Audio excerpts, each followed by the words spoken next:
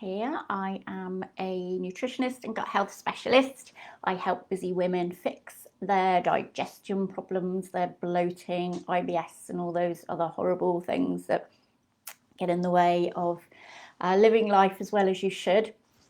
And I do this with state-of-the-art testing to find out what's going on with your gut, and then using supplements and diet upgrades and things to get you feeling really good again. So today I was going to talk about organic food because it is a question that gets asked quite a lot because it can be quite confusing, really. Is it too expensive? Is it a waste of money? Is ordinary produce better or just as good? So let's have a quick discussion about it and find out. So basically, organic means that either the produce you're buying or the dairy or meat or whatever has been farmed or grown or cultivated without use of any artificial pesticides, fertilizers, or herds haven't been given antibiotics or anything like that. It's all done as naturally as possible. So it's generally better for the environment. It's better for the herds, etc. It's better for their health, and then consequently, it's going to be much better for your health as well. Now, there are a lot of studies out there that say there's not much difference between organic food and non-organic food, and they're equally as nutritious, and the pesticides don't do any harm, etc. But they tend just to look at sort of one food in isolation. So you may have one food with one pesticide on it, and it doesn't tend to take into consideration that you would be eating, or throughout your lifetime, lots of different pesticides all mixed up. So that's something worth bearing in mind. That said, I personally don't think it's worth getting super paranoid about. It's far more important to be eating a nice big wide variety of fruit and veg each day. And although organic is generally preferable, sometimes it can be very hard to get hold of, or it can just be ridiculously expensive, in which case I'd be inclined, not to bother with it. So obviously, definite advantages, particularly with organic food, has been shown, organic fruits particularly are very, very high in antioxidants, sometimes sort of 50-70% higher in antioxidants than non-organic, which is very interesting. So simply by switching to organic fruit, you can then be eating the equivalent of 1 or 2 extra, portions of fruit and veg a day, which is a bit of a bonus. So definitely worth bearing that in mind.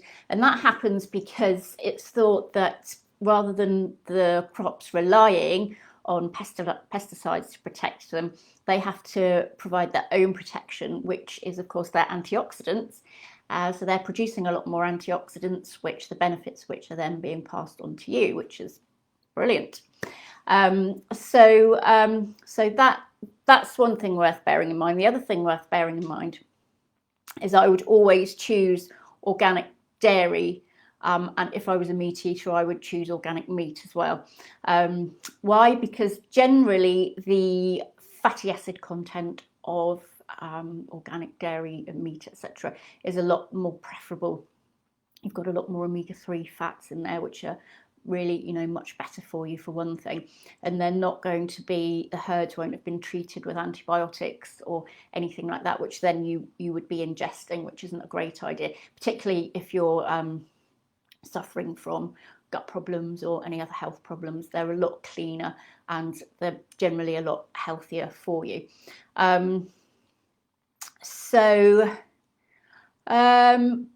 that said, it's a preference, really. It's not something I would get super paranoid about. It is horrible when you start thinking about toxins and pesticides all piling up. But as I say, it's more important that you are getting that variety of fruit and veg in, whether it's organic or not. Buy organic if it's affordable within your budget and it's available. One word on processed food, though. If processed food, packets of biscuits, fizzy drinks, chocolate bars, anything in a packet, if that's labelled organic, don't be misled by that. It's no healthier. It's exactly the same. It's still going to be full of trans fats and high sugar levels and additives, etc. It's just going to be, well, maybe not additives actually, because that would make it not organic, but still going to have a lot of sugar in. So I wouldn't be misled into thinking they're any healthier, because they're not going to be. They're still going to be highly processed and not very beneficial for your health at all. So what about the Dirty Dozen? So there are there's a list called the Dirty Dozen and Clean 15. So the Dirty Dozen, I shall read them out in a minute. They are ones that you really want to be focusing on buying organic if you possibly can, and I shall read them out for you. So Dirty Dozen are strawberries, spinach, kale, nectarines, apples, grapes, peaches, cherries, pears, tomatoes, celery and potatoes. So if at all possible, do buy those organic, because they tend to, if you've ever had a go at growing anything like that, you'll know that those kind of, like particularly strawberries and anything green leafy, they do tend to get eaten very easily. So if they're being mass produced, they're going to have a lot of spray on them just to stop that happening. And also they've got very thin skins, so they tend to absorb the pesticides very easily, which isn't fantastic. So particularly with things like strawberries, I would always go for organic if you can, because of that. Okay, so then the Clean 15. So these are the ones you don't need to worry about. You can just go with whatever ones you know, organic if you want to, but inorganic are fine. And this is avocados, sweet corn, pineapple, onions, papaya, peas, aubergine, asparagus, cauliflower, cantaloupe melon, broccoli, mushrooms, cabbage, honeydew melon and kiwi.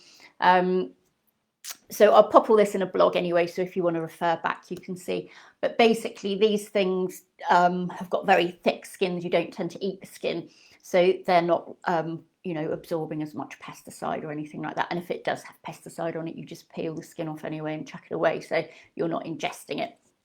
So any of those you can eat without worrying too much anyway. Okay, so as I say, I'll pop all that in a blog so you can reference it if you want to. And if you do want to speak to me, I shall pop a link to my diary in the comments, so you can book yourself in for a free 30-minute chat, so I can find out more about you and what's going on for you at the moment. Okay, I hope you found that useful, and I shall speak to you soon. Okay, bye-bye.